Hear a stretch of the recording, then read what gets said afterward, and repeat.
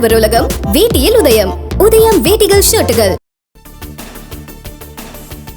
தமிழகத்தில் மக்களவைத் தேர்தலில் திமுக காங்கிரஸ் இடையே கையெழுத்தானது தொகுதி உடன்பாடு.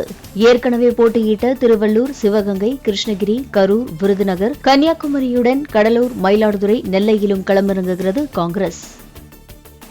திருவள்ளூர் தனி தொகுதி, கடலூர், மயிலாடுதுறை, சிவகங்கை, திருநெல்வேலி, கிருஷ்ணகிரி, கரூர், விருதுநகர், கன்னியாகுமரி, புதுச்சேரி 10 தொகுதிகளை காங்கிரஸ் பேரியக்கம் பெற்றிருக்கிறது. அதே போன்று நாங்கள் கேட்ட தொகுதிகளையும் கொடுத்திருக்கிறார்கள். இன்னும் 2-3 நாட்களில் காங்கிரஸ் வேட்பாளர்கள் பட்டியல் அறிவிக்கப்படும்.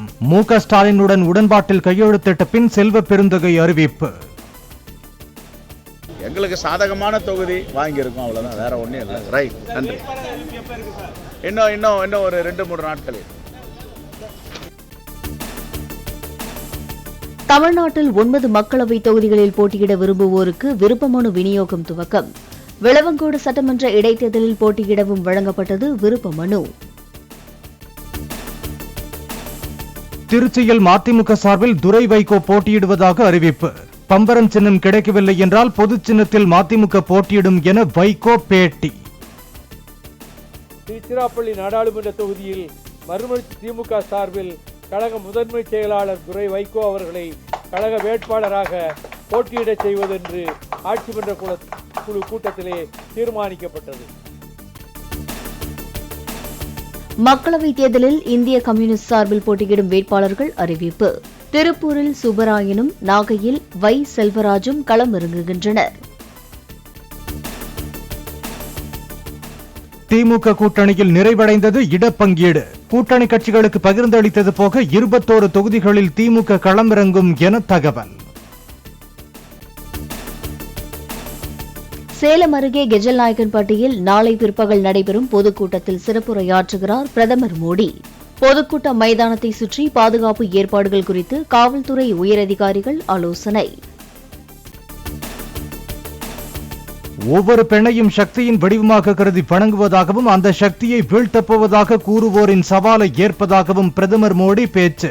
சக்திக்காக உயிரை விட தயாராக இருப்பதாகவும் மோடி ஆவேசம்.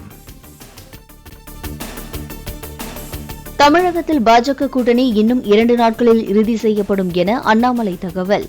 சேலத்தில் பிரதமர் பங்கேற்கும் பொதுக்கூட்டத்தில் கூட்டணி கட்சித் தலைவர்கள் கலந்து கொள்வார்கள் என்றும் பேட்டி. அண்ணே கூட்டணி கொடுத்து இறுதி முடிவு 2 நாள்ல பாப்பீங்கண்ணே. தலைவர்கள் பேசிட்டு இருக்காங்க. முருகனையா இங்க இருக்கிறாங்க. நம்முடைய கூட்டணி பேச்சுவார்த்தை குழுவினுடைய தலைவராக இருக்கக்கூடிய முருகனையா இங்க இருக்கிறாங்க. எல்லாம் நல்ல முடிவாக சுமூகமாக போய் கொண்டிருக்கிறது. ஒரு வெற்றி கூட்டணியை நீங்க 2 நாள்ல பாப்பீங்க.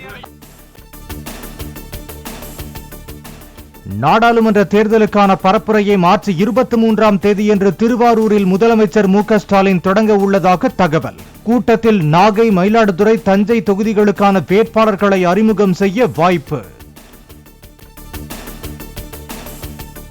அதிமுக சின்னம், கொடி, லெட்டர் பேடை OPS பயன்படுத்தக்கூடாது என்ற தடையை உறுதி செய்தது சென்னை உயர்நீதிமன்றம். எடப்பாடி பழனிசாமி தொடர்ந்த வழக்கில் OPSக்கு விதிக்கப்பட்ட இடைக்கால தடையை நிரந்தரமாக்கி தீர்ப்பு. இந்திய அண்ணா திராவிட முன்னேற்ற கழகங்கிறது எடப்பாடியார் தலைமையில் இயங்குகிறது என்று தேர்தல் ஆணையம் ஏற்றுக்கொண்டு எங்களுடைய தீர்மானங்களை அப்லோடு செய்து எங்களுக்கு இரட்டை இலை சின்னத்தை இடைக்காலமாக ஈரோட்டிலும் கர்நாடகா தேர்தலில் முழுமையாக எங்களுக்கு வழங்கியிருக்காங்க. எனவே இதெல்லாம் ஒரு 2 நாள் தலைப்பு செய்திக்கு பிளாஷ் நியூஸுக்கு வேணா, பிரேக்கிங் நியூஸ்க்கு வேணா யூஸ் ஆகும் மொழியை சட்டத்தின் பால் நிலை நிற்கத்தக்கது அல்ல. ஆளுநர் பதவியை ராஜினாமா செய்தார் தமிழிசை சவுந்தரராஜன். மக்களவைத் தேர்தலில் பாஜக சார்பில் தென் சென்னை தொகுதியில் போட்டியிடப் போவதாக தகவல். ஆளுநர் பதவியை ராஜினாமா செய்ததை அடுத்து முழுநேர அரசியலில் ஈடுபட உள்ளதாக தமிழிசை சவுந்தரராஜன் அறிவிப்பு. மக்களவைத் தேர்தலில் தமிழ்நாட்டில் போட்டியிடப் போவதாகவும் பேட்டி.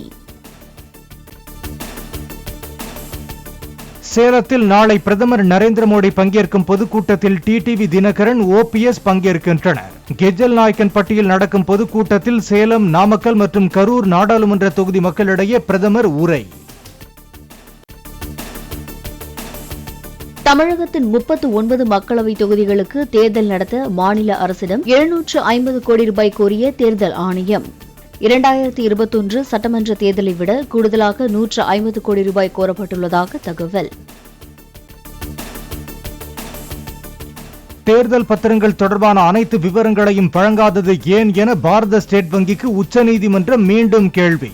தேர்தல் பத்திரம் தொடர்பான எந்த தகவலையும் மறைக்கவில்லை என பிரமாண பத்திரம் தாக்கல் செய்ய எஸ்பிஐக்கு தலைமை நீதிபதி சந்திரசூட் உத்தரவு.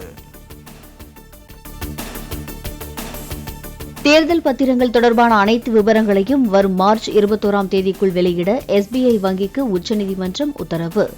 தேர்தல் பத்திரங்களின் எண்களை வெளியிடாத எஸ்பிஐ வங்கி தரப்பிற்கு உச்சநீதிமன்றம் கண்டனம். இந்திய கிரிக்கெட்டில் நடக்கும் அரசியல் காரணமாக விளையாட்டை விட்டே விலக நினைத்ததாக ரவிச்சந்திரன் அஸ்வின் தகவல். நேர்மையாக இருப்பதுதான் உனது பிரச்சனை என்று தந்தை திட்டிய போது கண்ணீர் விட்டு அழுததாகவும் பேட்டி.